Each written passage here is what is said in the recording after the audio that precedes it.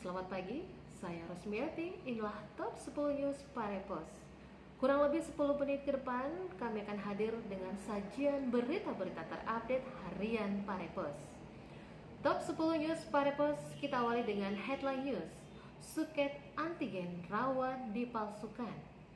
Kantor Kesehatan Pelabuhan KKP Parepare memperketat pemeriksaan aturan perjalanan menggunakan transportasi laut. Utamanya secara ketat memeriksa surat keterangan suket tes COVID-19 maupun suket hasil rapid test antigen. Hal itu dilakukan untuk mengantisipasi adanya indikasi pemalsuan suket tes rapid antigen. Setiap penumpang akan divalidasi suket hasil tes rapid antigen. Wali Kota Parepare, Bapak Dr. Haji Muhammad Taufan Pawe SHMH, membuka pencanangan program TNI Manunggal Membangun Desa atau TMMD tahun anggaran 2021. Kegiatan berlangsung di ruang pola kantor Wali Kota Parepare dengan menerapkan protokol kesehatan Selasa 2 Maret.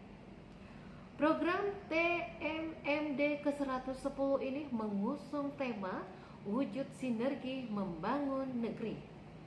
Wali Kota Parepare, Taufan Pawe, mengapresiasi sinergitas pemerintah, TNI, Polri, dan masyarakat dalam upaya membangun daerah dalam program TMMD ini. Kita beralih ke kabar Maros.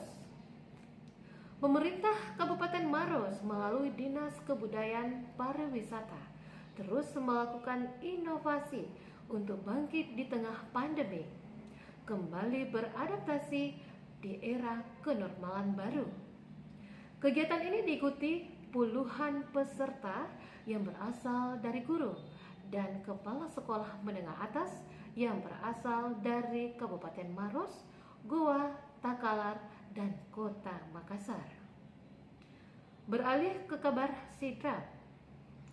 Pemirsa, Subdivisi Regional Badan Urusan Logistik, Bulog, dan Dinas Perdagangan Perindustrian Sidrap menggelar operasi pasar di mana operasi pasar tersebut menyasar aparatur sipil negara.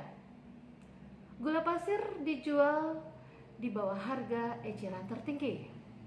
Dan kegiatan itu berlangsung di Kompleks SKPD Kabupaten Sidrap Selasa 2 Maret 2021.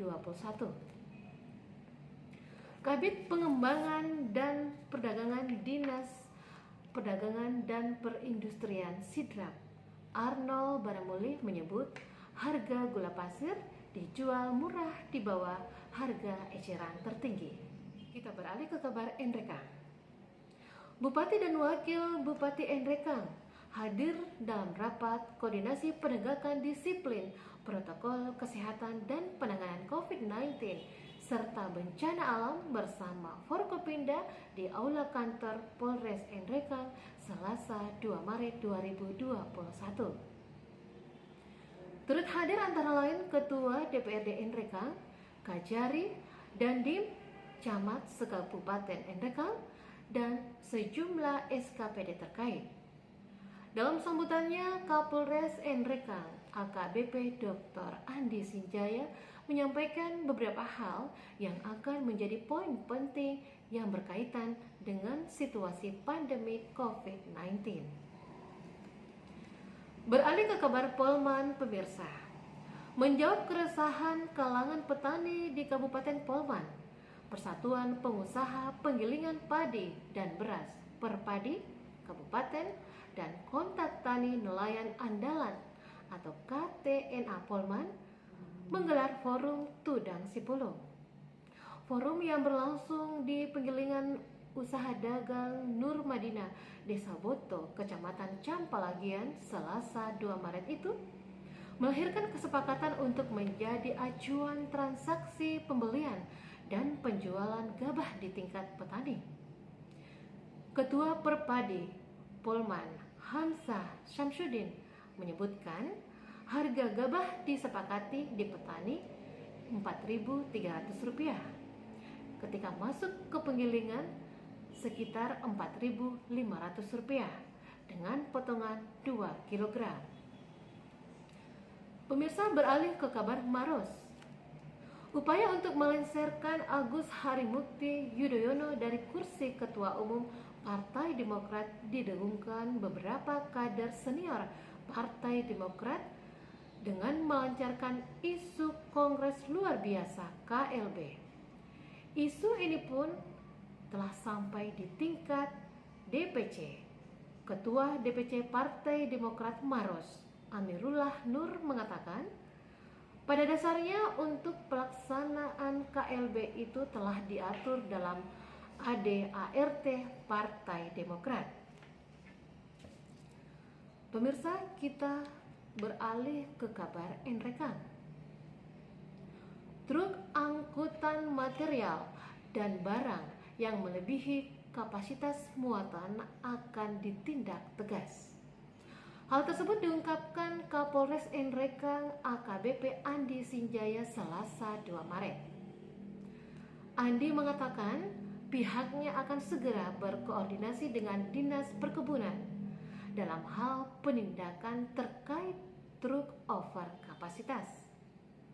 Menurut Andi, sulitnya kendaraan over kapasitas ini diterbitkan lantaran tidak adanya jembatan timbang di Kabupaten Enrekang. Tapi apapun itu, kita segera akan cari solusinya. Beralih ke kabar baru. Persiapan Askap PSSI baru sudah mulai dengan melakukan seleksi peserta Praporda di lapangan Sumpang Binangai. Kegiatan yang dihadiri Sekda baru Dr. Insinyur Abustan MSI untuk memberikan arahan dan sambut pelatih yang didatangkan ke Baru Senin 1 Maret 2021. Askap PSSI Baru adakan seleksi Praporda dengan mendatangkan Budiarjo selaku pelatih yang bersertifikat nasional. Budiarjo juga pelatih yang pernah menangani Sriwijaya FC dan sebelumnya melakukan pembinaan Praporda di Baru pada tahun 2017. Sekda Baru Dr. Insinyur Abustan MSI menyampaikan semangat untuk anak-anak muda Baru dalam berlatih dan berjuang meningkatkan kemampuan. Pemirsa, kita beralih ke kabar terakhir top 10 news Parepos hari ini. Kabar dari Sidrap. Sekolah Tinggi Agama Islam DDI Pangkacene, Kabupaten Sidrap, Sulawesi Selatan menggelar wisuda angkatan 22 Senin 1 Maret 2021. Ketua Panitia Wisudawan Haji Bunyamin Yapit menyebut Sekolah Tinggi Agama Islam DDI Pangkacene mencetak 71 sarjana baru.